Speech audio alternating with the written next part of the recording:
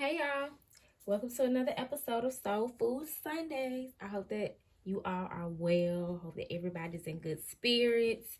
Hope that you had a good week. My week has been pretty dope. Did a event on Thursday. Went to support my homegirl Kristen for her grand opening of her store, Lucky Luna. If you are near Olive Branch, Mississippi, make sure to check my girl out. She has a beautiful metaphysical store.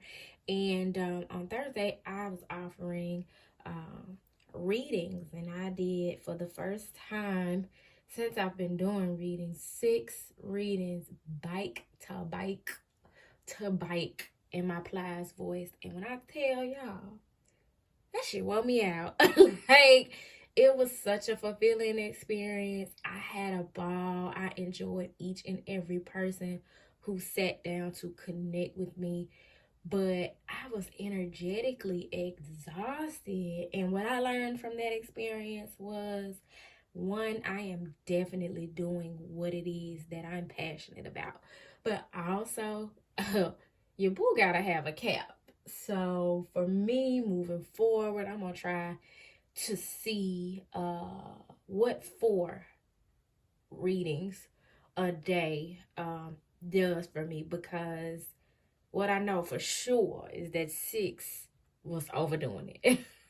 I mean, I was where I was, doing what I was supposed to be doing with who I was supposed to be doing it with, but I also was meant to understand that I better not do that shit no more. But I am here, rejuvenated. I came home and took care of my spiritual hygiene, ran a cleansing bath with some Epsom salt, lavender, and some rose petals. And I felt so much better when I got out of the tub, like energetically.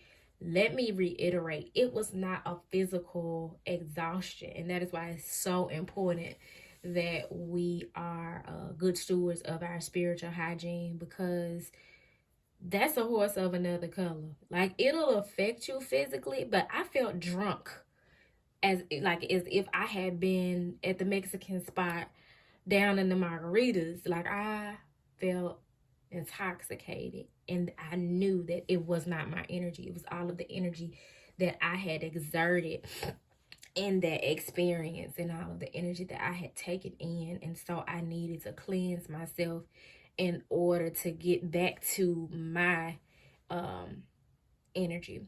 But we are having a full moon in Gemini, and I have not had the opportunity to do much research on it as of yet. But we are going to do a reading to see what that energy is bringing in for us, and we're going to be using the Sacred Spirit reading cards.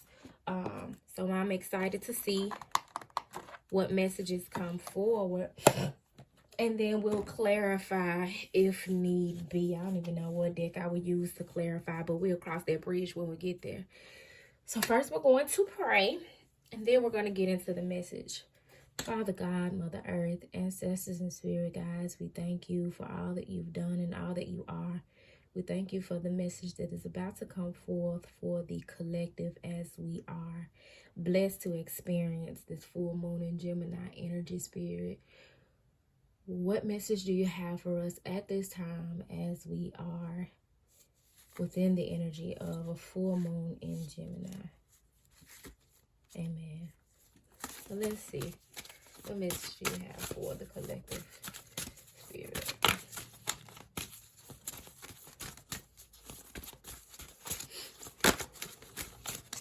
I got my eucalyptus burning. Now my sinus is acting up a little bit.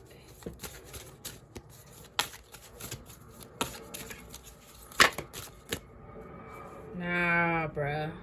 I knew this emotional challenges card was gonna come out, because when I took the cards out of the deck, it was the card on the top of the deck, and something about it was just really speaking to me. But I'm telling you right now, about 7 or 8 cards then came out, and I'm not. Yes, I am. I'm gonna be obedient. You know, I'm quick to holler about, I ain't reading all that. Here we go. We got the number 16, expansion. Educate your mind and senses. The number 36, third eye vision. Reclaim your mind. The number 23, lead the way. Light your own path. The number 10, cosmic ancestors. Voice your concerns. And the number 22, Kundalini Rising, ignite your passion for life. That card is speaking to me more than any of the rest, but it's all cumulative because many of you are going to experience a Kundalini Rising as a result of this full moon in Gemini energy, which means you're going to be exploring the more creative side of you. The Kundalini is that energy that is housed at your tailbone, and it's symbolized by the some of you probably have seen it, the snake that is in the shape of like an 8 sideways. It looks like an infinity symbol, but that is symbolic of your Kundalini energy. I have done Kundalini yoga, and this may be a sign for some of you to start doing some Kundalini practices like Kundalini yoga, because in that area, in that energy center, you that is where a lot of us have trauma or things that are blocking us from tapping into an abundance of creative energy. Creative energy also being sexual energy. So if you start to know that you in heat a little more often, you find yourself TTG trying to go. That is your Kundalini rising. You're igniting the passion for life when you release and heal that energy center. And so like I said, I've tried Kundalini yoga a few times, and it is intense, but it also unlocks that level of creative energy you're needing to thrive in life. And so you definitely want to look into that. If you're not familiar, do that research. It's Kundalini, Kundalini. And it's also being represented by the number 22. So those two number twos together amplify the energy of the number 2, which is all about partnership, coming together, man and woman, seed and soil. Whenever two people or two things come together and they have passionate or creative energy, something is created, which is then the third component of being in alignment. And so two elements are coming together as a result of you going through a Kundalini rising to create a solid foundation for you. There is definitely some change taking place, which is being symbolized by lead the way, light your own path, represented by the number 23, which breaks down to 5. And 5s represent change. The more you explore and heal and allow an uprising of your Kundalini energy, the more comfortable you get with lighting your own path. The more comfortable you get with being a sovereign being and not being led by the dictates of society and your family tradition and what you've always done, because the light in you is being awakened, and you develop this courage and this drive to do your own damn thing. What resonates with you, what makes you feel empowered, and what does not require external validation. The number 16 card here, expansion, break it down to a number 7, because you are expanding spiritually. It says to educate your mind and your senses. It's one thing to educate yourself and fill yourself with knowledge, but it's a whole nother thing to be tapped into wisdom and not just your intellect, but your intuition. When you educate your senses, that means you pay attention to how you feel. You pay attention to how things taste. You pay attention to how things feel to the touch, how you feel on the inside. You pay attention to sensory things.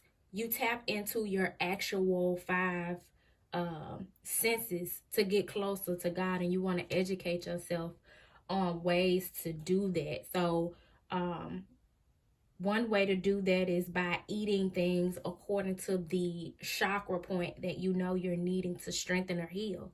I can tell you right now, if you're working on that Kundalini, you want to work on your lower chakras, the root chakra, the sacral chakra, the solar plexus, all represented by red, yellow, and orange foods that's going to help you as you go through your Kundalini rising, because you are expanding and healing that energy.